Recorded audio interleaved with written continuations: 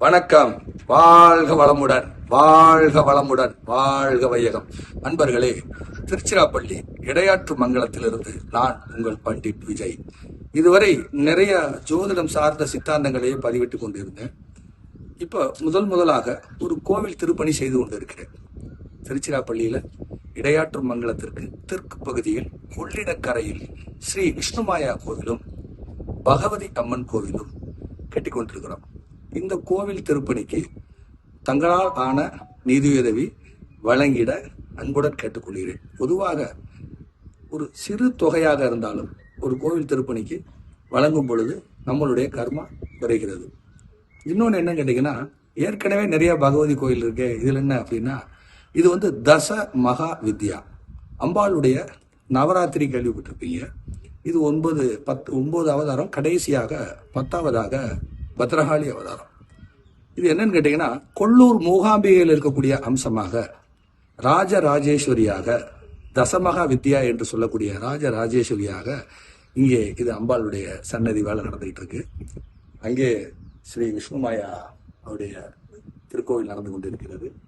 இந்த பகுதியில் தென் தமிழகத்தில் இந்த பகுதியில் சத்திய நாராயணர் கோவில் அந்த பகுதியில் திருப்பணி ஆரம்பமாக இருக்கிறது. சத்தியநாராயணர் கோவில் ஆரம்பமாக இருக்கிறது. என்னை பொறுத்தவரை சத்தியநாராயணர் கோவில் தமிழகத்தில் சென்னை, கோவையில் மட்டுமே இருக்கிறது, வேறு எங்கும் இல்லை. தென் தமிழகத்தில் தமிழகத்தின் மையப்பகுதியாம் திருச்சியில் காவிரி கரையில் கொள்ளிடக்கரையின் வடக்கு பகுதியில் இடையாற்று மங்கலத்தின் தெற்கு பகுதியில் ஸ்ரீ விஷ்ணுமாயா பகவதி சத்தியநாராயணர் கோவில் நடைபெற்றுக் கொண்டிருக்கிறது. அடியனுடைய முயற்சியிலும் என்னை சுற்றியுள்ள என்னுடைய உறவுகளும் அன்பர்களும் செய்யக்கூடிய புது முயற்சி இது. கேரளத்தில் நீங்கள் விஷ்ணுமாயா பற்றி நிறைய கேள்விப்பட்டிருப்பீங்க. கேட்டதை கொடுக்கக்கூடிய ஒரே கடவுள், உடனே கொடுக்கிறவர் விஷ்ணுமாயா. இனிமேல் ஒவ்வொரு மாதமும் இங்கே ஒவ்வொரு விதமான பூஜைகள், ஒவ்வொரு மாதமும் அம்பாளுக்கு ஒவ்வொரு அவதாரத்துக்குமான பூஜைகள் இங்கே நடைபெறும். அதுபோக அமாவாசை தினமும் ஒவ்வொரு மாதமும் ஒவ்வொரு செவ்வாய்க்கிழமையில் விஷ்ணுமாயாவுடைய பூஜைகள் இங்கே நடைபெற இருக்கிறது. வரக்கூடிய ஐப்பசி மாதம் இந்த விஷ்ணுமாயா பகவதி கும்பாபிஷேக பணி நடைபெற இருக்கிறது. கோவில் திருப்பணியில் அடியன் மட்டும் பங்கு பெறாமல், என்னுடைய உறவுகள் மட்டும் பங்கு பெறாமல், பொதுமக்களும் இதில் கலந்து கொள்வது எல்லாருக்கும் ஒரு நல்ல ஒரு அற்புதமான ஒரு விஷயமாக இருக்கும். நான் தேடி தேடி தேடி அலைந்த சக்தி கொல்லூர் மூகாம்பிகா எங்க அம்மா. அவள்தான் இங்கு குடிவர இருக்கிறாள். கொடுங்கல்லூரில் பகவதியாகவும், சோட்டானிக்கரையில் பகவதியாகவும், திருச்சிராப்பள்ளி தமிழகத்தின் மையப்பகுதி, இருதய பகுதி என்று சொல்லக்கூடிய திருச்சிராப்பள்ளியில் குடிகொண்டு இருக்கிறார்.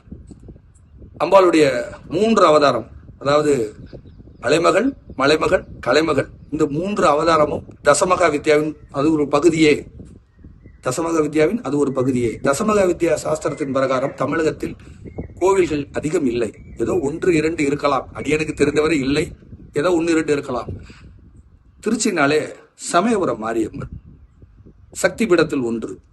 2வது உறையூரில் குடிகொண்டுள்ள, திருச்சி உறையூரில் குடிகொண்டுள்ள நம்ம வெக்காளி அம்மன். 3வது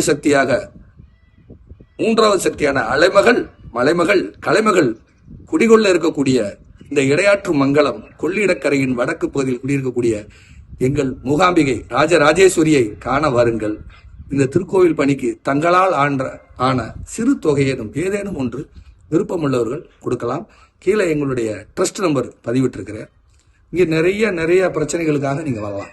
அதாவது குடும்பத்தில் இருக்கக்கூடிய பிரச்சனைகள், பொருளாதார பிரச்சனைகள், ஸ்தம்பனா செய்திருப்பார்கள். சில பேருக்கு தொழிலில் ஸ்தம்பனா ஸ்தம்பிக்க வைத்தது. அது மாதிரியான பிரச்சனைகள் வெற்றி கொள்ள வைப்பதற்கான ஒரு கோவில் வழக்கு. அதுக்கு பேர் விஜயப்பிரதம்னு பேரு. அதுக்கான பூஜைகள், விஜயப்பிரதம் யந்திரம், ஆதிசங்கரர் எழுதிய சௌந்தரிய லகரிக்கான அத்தனை யந்திரங்களும் இங்கே உண்டு. இஸ்தலத்திலும் பிரதிஷ்டை உண்டு. ஸோ கிட்டத்தட்ட கொல்லூர் மூகாம்பிகை நம் திருச்சி மாநகருக்கு குடிகொண்டு இருக்கிறார். வாருங்கள், விஷ்ணுமாயா பகவானை அருளை பெறுங்கள், பகவதி அம்மனுடைய அருளையும் பெறுங்கள். வர இருக்கின்ற சத்தியநாராயணர், சத்தியத்தையும் தர்மத்தையும் காக்கக்கூடிய சத்தியநாராயணனுடைய அனுக்கிரகத்தையும் பெற அன்புடன் அழைக்கும் நான் உங்கள் பண்டிட் விஜய்.